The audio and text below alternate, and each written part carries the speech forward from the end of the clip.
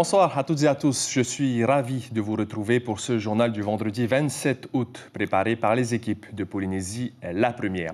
Dans l'actualité ce soir, 15 décès ces dernières 24 heures, 385 victimes désormais au Fénois. Le Covid-19 continue de faucher des vies. Le CHPF du Taoné est plus que jamais à flux tendu. La directrice du CHPF a même lancé un appel à l'aide directement au président de la République face à l'urgence de la situation. Nous ferons d'ailleurs un point en direct avec les responsables de la réanimation et des urgences du CHPF. Nous rejoindrons dans quelques minutes Brigitte Olivier, Patrick Tsing et leurs invités. Le témoignage de Wincy, une rescapée du Covid. Aujourd'hui, elle va mieux, mais pendant plusieurs jours, elle était en soins intensifs. Sa famille était très anxieuse depuis la Nouvelle-Calédonie. Ses proches étaient impuissants. Nos journalistes les ont rencontrés. Le récit dans un instant. Une vingtaine de lits supplémentaires à l'hôpital de Uturoa à Raiatea pour tenter de faire face à la flambée des prises en charge. L'État a aussi décidé d'être plus ferme sur le respect des mesures de confinement. L'obligation vaccinale est désormais effective pour beaucoup de professionnels. Nous avons rencontré un tatoueur qui n'a pas attendu la promulgation de la loi pour prendre ses précautions. Il faut dire qu'il en va de la survie de son activité. 9 kilos d'ice saisis ce matin à l'aéroport de Tahiti Fa'a. 4 personnes interpellées en provenance de Los Angeles. Malgré la situation sanitaire et économique compliquée, le trafic de drogue est toujours une triste réalité en Polynésie. C'est dans ce contexte que nous parlerons d'une enquête sociologique sur l'ice en Polynésie, le trafic, la consommation, les politiques publiques, avec notre invité Alice Simon, sociologue et co-auteur de cette enquête. Nous allons essayer de mieux comprendre le phénomène très problématique de l'ice au Fénois. Merci d'être avec nous ce soir. Le Covid-19 marque encore fortement l'actualité et cet appel à l'aide illustre parfaitement la gravité de la situation. La directrice de l'hôpital, Claude Panero, qui publie ce post aujourd'hui sur le site du CHPF où elle interpelle le président de la République, Emmanuel Macron, pour plus de renforts médicaux. Elle reprend les propos du chef de l'État au moment de sa visite au Fénois. Je cite « Ici, c'est la Polynésie, ici, c'est la France, vous serez protégés. Nous y sommes maintenant, Monsieur le Président, et nous avons confiance en vous. » Fin de citation. Car l'hécatombe se poursuit en Polynésie. Après 25 morts avant-hier, 17 hier, aujourd'hui, il y en a eu 15 décès et il y en a encore certainement eu entre-temps. Au total, 385 personnes sont décédées du Covid-19 dans notre Fénois. Plus de 400 personnes sont hospitalisées actuellement, réanimation comprise. Le CHPF du Taoné est à flux tendu. Il y a des admissions, des cas graves et des décès tous les jours. À côté de cela, on s'approche du seuil des 102 000 personnes entièrement vaccinées. C'est un moment opportun justement pour faire un point en direct ce soir sur la situation au centre hospitalier du Taoné. Brigitte Olivier, notre journaliste, a pu le voir de ses yeux. Les deuils, la morgue, la réanimation, la situation est grave. Brigitte, bonsoir. Comment se sent le personnel de santé du CHPF Bonsoir. Après plusieurs semaines de lutte contre cette deuxième vague de Covid-19 au Fénois?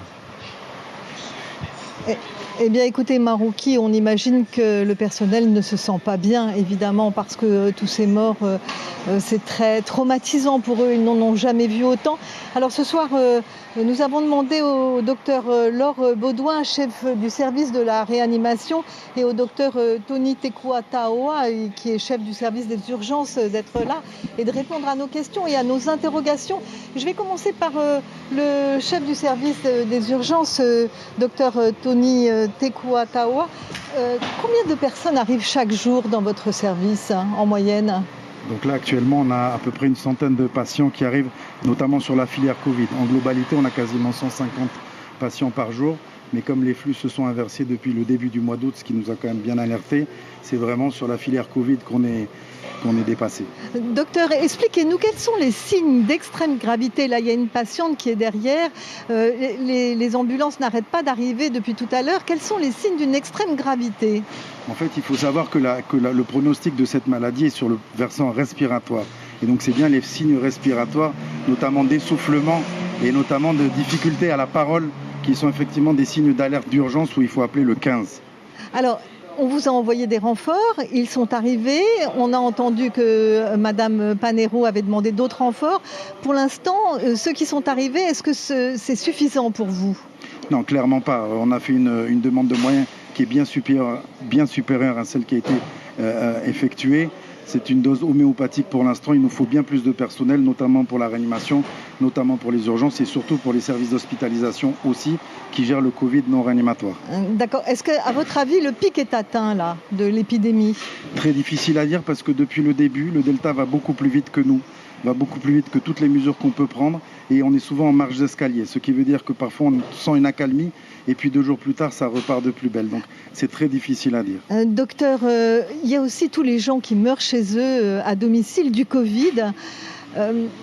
Là, il y a un problème qui se pose et on l'a su par les pompes funèbres. Des gens qui font des veillées, qui embrassent les morts malgré le fait qu'ils soient morts du Covid. C'est un truc qu'il ne faut vraiment pas faire, ça.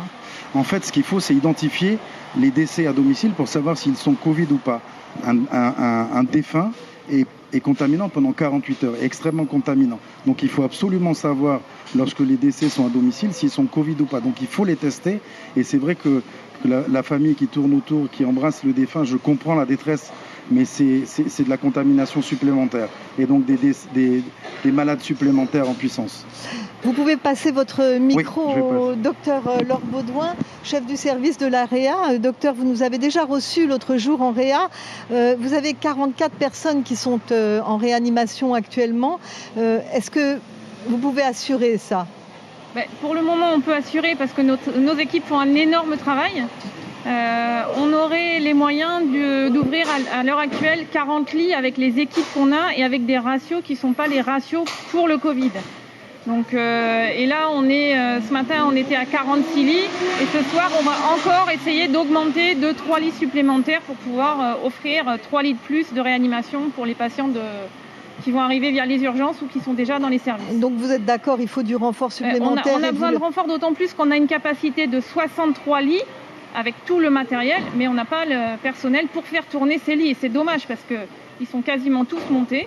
On pourrait prendre beaucoup plus de patients et on en a beaucoup plus qui attendent dans l'hôpital. Alors, docteur Baudouin, on dit que beaucoup de gens qui sont atteints de la Covid et qui sont dans des situations graves que vous avez en Réa sont des patients en général qui sont en surpoids ou obèses. Quel est le lien entre le surpoids, l'obésité et la Covid ? Pourquoi est-ce qu'on souffre plus de la Covid quand on est obèse ? Alors déjà, effectivement, dans nos patients, plus de 90% sont obèses.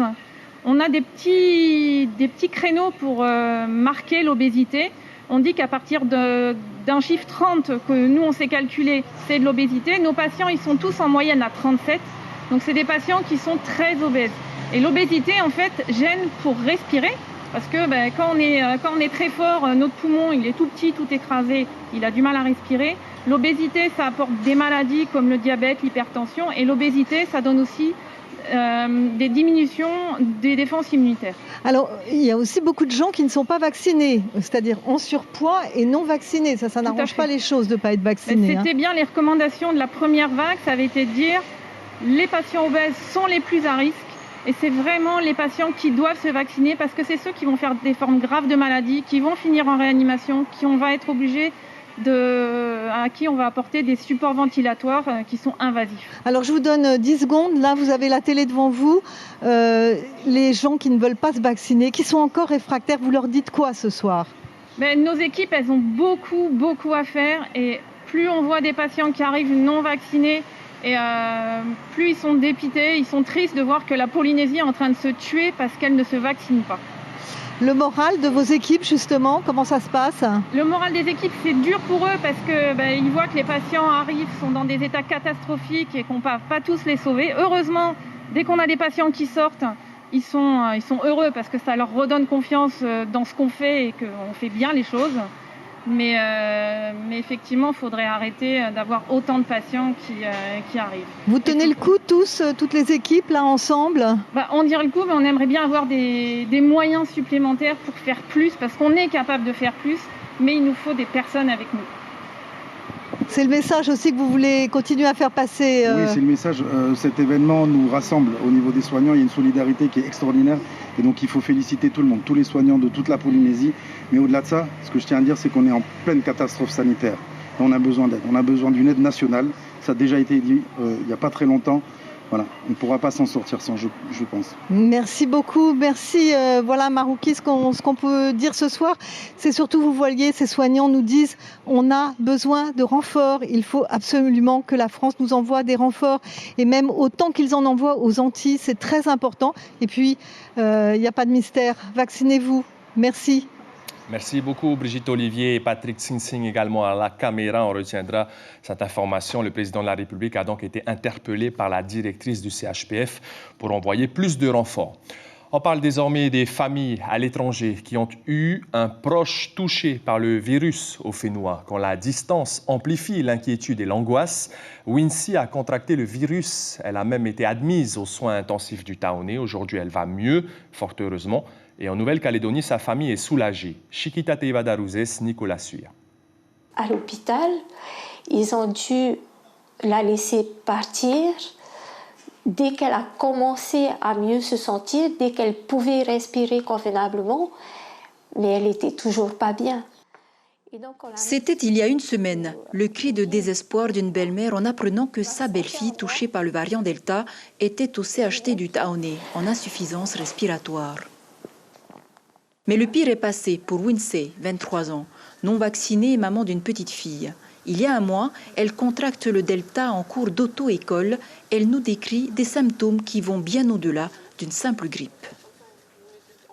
J'ai vraiment mal à la tête, c'est comme si ça pique dans ma tête et tout. Et ensuite, j'ai eu un peu de fièvre quand même et je toussais beaucoup. Et par la suite, j'ai eu la respiration c'est plutôt ça qui a tardé à guérir. La respiration pendant au moins 2 semaines complètes, j'arrivais pas, c'était trop dur. À l'hôpital, j'allais à la salle de bain, je revenais, c'est comme si j'avais fait le tour du stade. Hein. J'étais carrément essoufflée, je retournais vite sur mon lit et je restais, je me calmais, je respirais doucement. Et après, c'est bon, ça revenait. À l'hôpital, je restais quasiment sur mon lit parce que c'était trop fatigant de se lever. Après 5 jours d'hospitalisation sous assistance respiratoire, le retour à la maison est une autre histoire. Les bains traditionnels préparés par son beau-père ont permis à Wincy de se requinquer tout doucement, mais sûrement. Dès qu'elle est sortie, il devait être 14 heures, je suis allée directement récupérer du cortisol et des oignons que j'ai découpés et que j'ai fait bouillir. C'est ce que je lui ai donné en décoction et je lui ai fait boire tout ça à elle et tous mes enfants parce que nous étions tous confinés. C'est vraiment au bout de la 3e semaine que je sentais, dès que je respirais, parce que quand tu respires, ça fait mal. Quand tu prends ton inspiration, ça fait mal au poumon. Donc, je peux dire, à la fin 3e semaine, quand je prenais mes inspirations, je sais, là, ça va, c'est bon. Depuis sa sortie de l'hôpital, les membres de la maison continuent ensemble les remèdes traditionnels tout en restant confinés avec le strict nécessaire à portée de main. Les personnels soignants du CHPF, on l'a vu il y a quelques minutes, travaillent de jour comme de nuit et certains sont eux aussi parents. C'est donc pour les soulager que le ministère de l'Éducation et la ville de Pirée ont instauré une continuité pédagogique en faveur de leurs enfants. C'est à l'école primaire du Taoné avec un accueil à partir de 6h jusqu'à 19h. Le reportage de James O et Patrick Sing. Située à 2 pas de l'hôpital, l'école primaire de Taoné est la seule à accueillir des élèves pendant la période de confinement. Objectif, assurer la continuité pédagogique des enfants des personnels soignants du CHPF. Je trouve que cette initiative est très bien car moi et Montané, on travaille au CHPF et on était en difficulté pour garder nos enfants. Je suis une maman de jumeaux, donc c'est quand même très pratique pour nous d'avoir ce système. Et mis à part le système de garderie, il ne faut pas oublier qu'il est important la continuité pédagogique. Donc pour nous, c'est un grand plus. Ici, les professeurs des écoles sont tous volontaires. Il y a même des enseignants spécialisés et un personnel AVS. C'est un projet personnel qui me tient à cœur. C'est une façon pour moi de pouvoir donner un peu de secours à ceux qui aident beaucoup pour cette pandémie. Pendant les temps périscolaires, les enseignants sont aidés par l'association de jeunesse Tumuhiba. Le personnel communal s'occupe de désinfecter les salles de classe et le matériel. Et enfin, les repas sont livrés par le centre hospitalier. Ça se passe très très bien, on a très peu de pleurs chez les petits. Ici, on accueille les enfants scolarisés à partir de 3 ans, donc les petites sections jusqu'à la 6e. Et ils sont vraiment formidables, ils s'adaptent très bien aux enseignants nouveaux qu'ils rencontrent chaque journée. On a bien sûr une grande bienveillance de tous les adultes, des moments où ils sont en activité de continuité, des moments où on est plus sur des activités un petit peu plus détentes. Donc il y a cette alternance-là qui leur permet finalement de ne pas voir passer la journée. Une chaîne de solidarité initiée par la ministre de l'Éducation pour soulager nos personnels soignants fortement mobilisés, épuisés et parfois même éreintés. Pendant ce temps, à Raiatea, 20 lits supplémentaires ont été installés à l'hôpital d'Uturoa. Un poste de soins avancé a été dressé dans la cour de l'établissement. Aujourd'hui également, une réunion s'est tenue entre les représentants des communes des îles sous le vent, le président du pays et le haut-commissaire. Ce dernier a insisté, la population doit respecter le confinement. Les contrôles vont aussi se durcir. Déclaration en début de réunion du représentant de l'État. Pendant ce temps également, au Tuamotu, à Hau, l'épidémie est plus ou moins maîtrisée. On dénombre une quinzaine, voire une vingtaine de cas actifs, tous isolés à l'heure actuelle. 3 de ces personnes contaminées sont originaires de l'atoll. Pour le reste, il s'agit majoritairement de collégiens qui ont transporté le virus lors du dernier rapatriement scolaire. Toutes ces personnes sont isolées, soit dans leur foyer, soit dans des logements dédiés.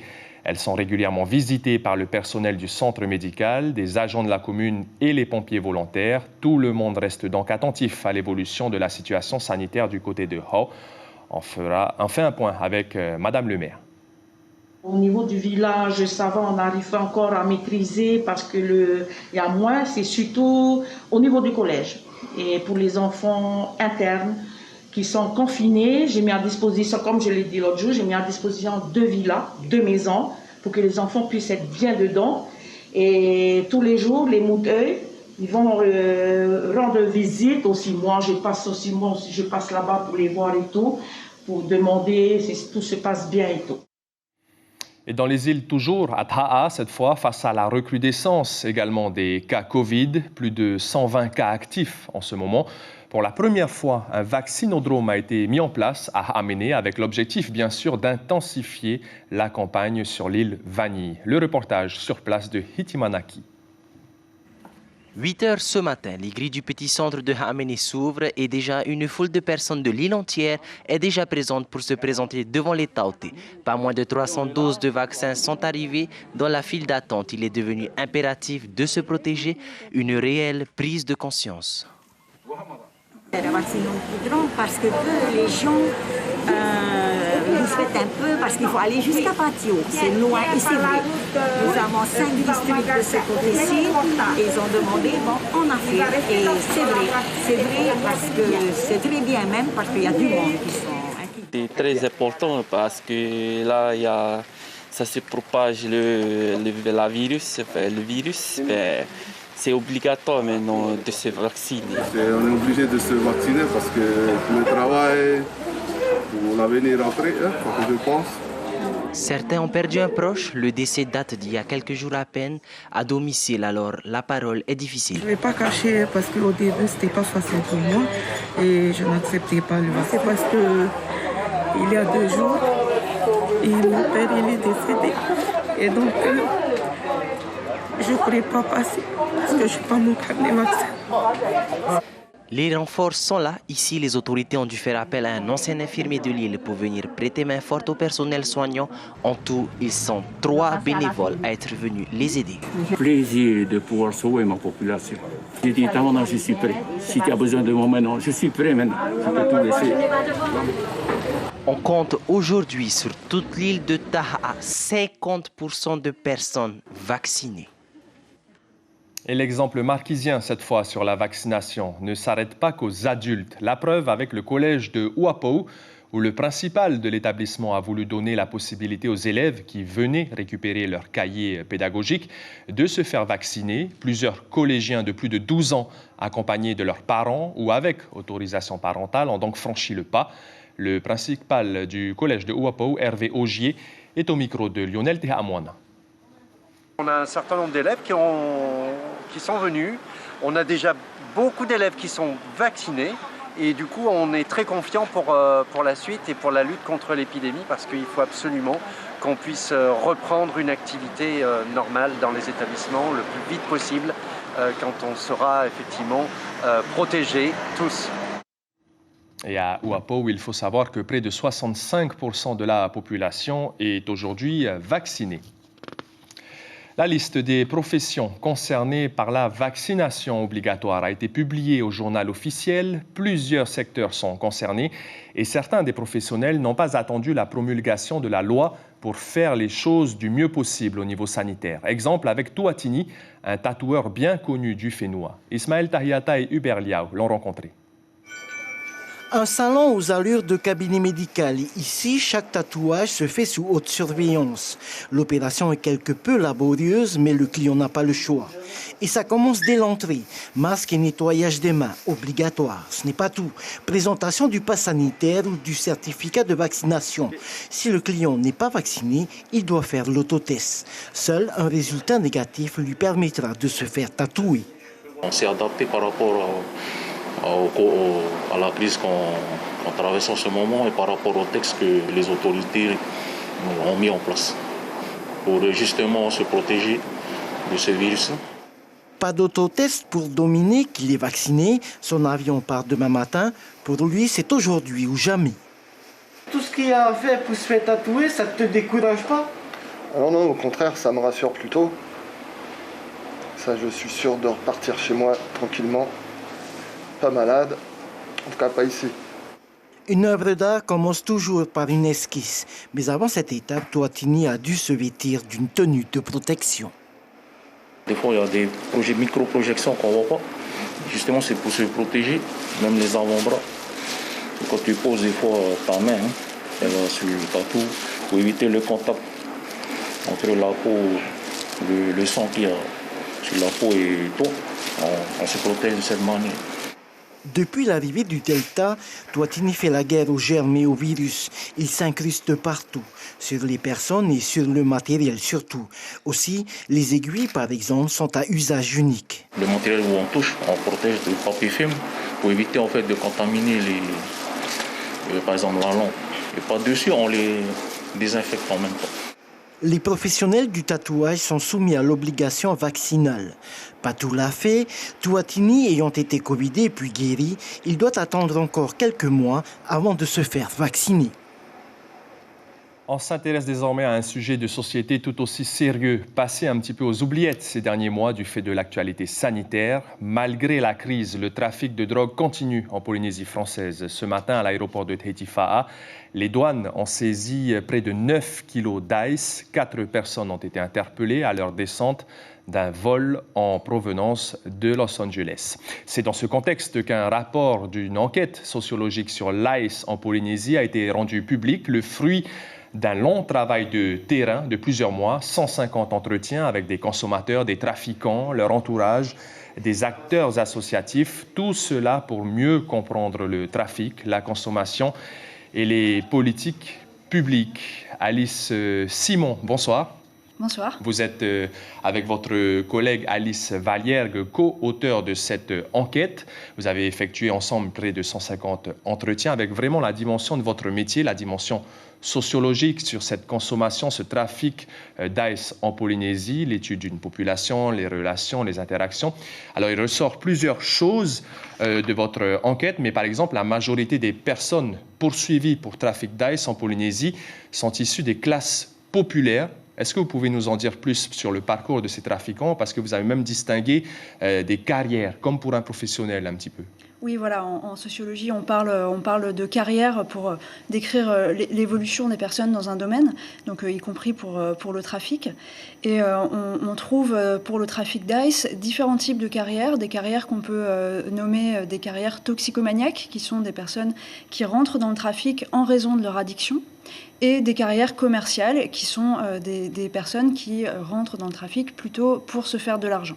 Et en fait, dans ces carrières commerciales, on trouve principalement des personnes issues de milieux populaires qui voient dans le trafic d'ice un moyen d'améliorer leur situation. Leur confort de vie. Leur confort de vie. Le profil un petit peu du trafiquant type en Polynésie, c'est un homme en général. 80% des trafiquants sont des hommes. Ils ont moins de 40 ans en moyenne. Il y a certes des trafiquants âgés entre 25 et 45 ans, très peu en revanche de moins de 25 ans. Ça veut dire finalement que le trafic d'ice, ce n'est pas qu'une affaire de jeunes. Alors je dirais même que c'est vraiment pas trop une affaire de jeunes finalement par rapport à ce qu'on peut beaucoup entendre. Même la consommation d'ailleurs n'est pas tant une affaire de jeunes, ça concerne plutôt des trentenaires, voire des quarantenaires. Et donc la moyenne d'âge des personnes poursuivies pour trafic, c'est 39 ans. Donc voilà, c'est quand même relativement... Après, je suis pas sûre qu'on puisse vraiment parler de profil type, dans le sens où justement ce qui est frappant, c'est aussi la grande diversité dans les personnes qui consomment et dans les personnes qui participent au trafic, où il y a vraiment une diversité importante au niveau... voilà, il y a quand même des femmes, même si elles sont que 18%, c'est quand même pas négligeable, des personnes d'âge différents et aussi de milieux sociaux différents. Alors, on dit souvent que la première prise, on devient addict, mais ce qui ressort de votre enquête, ce n'est pas forcément le cas. En tout cas, c'est l'accès facile aux produits qui peut favoriser finalement la consommation aussi. Voilà, alors c'est vrai qu'il y a cette idée que si on consomme de l'ice, on va tout de suite devenir addict. C'est pas forcément le cas. Il y a des personnes qui en consomment de manière occasionnelle. Cela dit, il y a toujours un risque. Il y a toujours un risque d'addiction. Simplement, ça peut arriver au bout de plusieurs années à consommer de manière occasionnelle. Mais c'est voilà, aussi en fonction de si on a accès facilement aux produits, si on a beaucoup d'amis qui en consomment, etc. Il y a plus de risques. Et c'est le cas aujourd'hui dans le milieu de l'ice. On a accès facilement aux produits, des personnes que vous avez échangées rapidement. Alors ça dépend où, ça dépend dans quel milieu, mais en tout cas dans la zone urbaine ici, oui, l'accès peut être quand même relativement facile. Merci beaucoup Alice Simon, sociologue, et on rappelle que cette enquête est consultable. Voilà, elle est disponible en ligne sur le site de la Maison des sciences de l'homme du Pacifique. Merci beaucoup. Et avant de se quitter, à retenir ce soir, le CHPF a besoin de renforts supplémentaires. La directrice de l'hôpital, Claude Panero, interpelle directement le président de la République, Emmanuel Macron, lui qui avait promis de protéger la Polynésie autant que le reste de la France. Aujourd'hui, la situation est toujours critique, avec une quinzaine de décès liés au Covid en l'espace de 24 heures. Ce soir, au programme de votre antenne télévisée, la série OPJ Pacifique Sud, suivie des Jeux paralympiques de Tokyo, une grande partie de la nuit, un spectacle à ne pas manquer. Merci d'être fidèle au rendez-vous de l'information sur Polynésie la Première. Demain matin, en radio, David Chong et Miri Tumatariri seront aux commandes de vos éditions. Prenez bien soin de vous et de vos proches. Protégez-vous et on se dit à demain. Bonne soirée.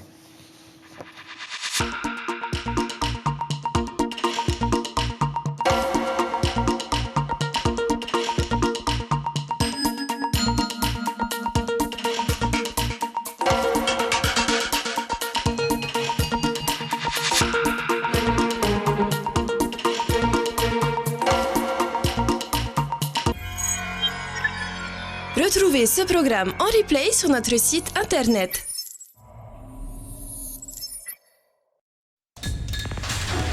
L'information en continu sur Polynésie la Première, internet et réseaux sociaux.